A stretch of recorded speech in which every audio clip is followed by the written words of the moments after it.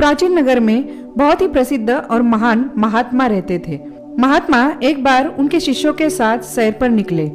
आधे रास्ते पर पहुंचते ही कुछ शिष्यों ने जिज्ञासावश पूछा कि गुरुदेव, बहुत दिनों से हमारे मन में एक प्रश्न था, आज आपसे पूछना चाहते हैं। कृपया हमें यह बताएं कि किसकी प्रार्थनाएं सही मायने में सच्ची होती है। महात्मा ने तुरंत जवाब देते हुए कहा, मेरी नजर में गुरु प्रसाद ही एक सच्चा साधक है, जिसकी प्रार्थनाएं भगवान रोज सुनते हैं। सभी शिष्यों के मन में गुरु प्रसाद का नाम सुनते ही उनसे मिलने की इच्छा और उत्सुकता हुई। अगले ही सुबह कुछ शिष्य गुरु प्रसाद से मिलने उसके गांव के लिए निकल पड़े।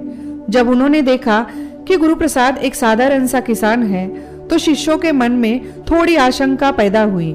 लेकिन महात्मा के शिष्यों को तो प्रार्थना के मंत्र ही चाहिए थे। इसी उद्देश्य से सभी शिष्य गुरु प्रसाद के पास बैठ रहे और उस घड़ी का इंतजार करते रहे कि कब वो प्रार्थना करेंगे तो उसे हम लिख लेंगे और उसका आगे अभ्यास करेंगे। सुबह होते ही गुरु प्रसाद अपने खेत पर पहुंचा और ऊपर आसमान की तरफ मुंह करके बोला, हे भगवान, आपका बहुत बहुत धन्यवाद कि आपने मुझे इतना अच्छा जीवन दिया। इस सृष्टि में सब कुछ इतना अच्छा है। आपने मुझे इंसान के रूप में जन्म देकर मेरे ऊपर बहुत बड़ा उपकार किया है। प्रभु, मैं हमेशा आपका ऋणी रहूंगा। और इतना कहते हुए गुरु प्रसाद अपने खेत में काम करने लगा। जब उसने दिन भर कोई प्रार्थना नहीं की तो शिष्य निराश होकर अपने गुरु महात्मा के पास लौट गए और सभी ने बोला, गुरुजी, आपने हमें किस इंसान के पास भेज दिया था? गुरु प्रसाद ने तो बस एक ही वाक्य प्रार्थना के लिए इस्तेमाल किया और न तो उसने पूजा अर्चना की और न ही किसी प्रकार का बड़ा पाठ किया।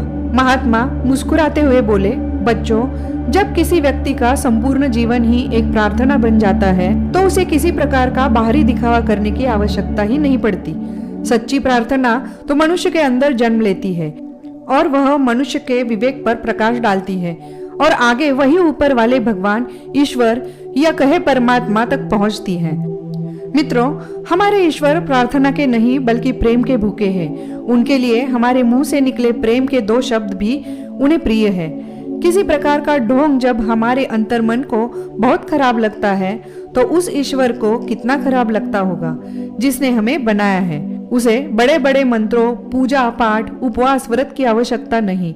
उन्हें तो बस प्रेम चाहिए, क्योंकि यह उनकी सच्ची भक्ति और सच्चे प्रार्थना का प्रमाण है।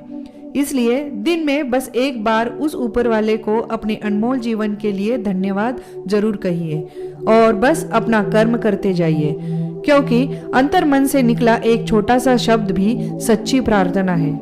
वीडियो थोड़ा सा भी अच्छा लगा हो तो वीडियो को लाइक जरूर कीजिए। मैजिक ऑफ मोटिवेशन को सब्सक्राइब कीजिए।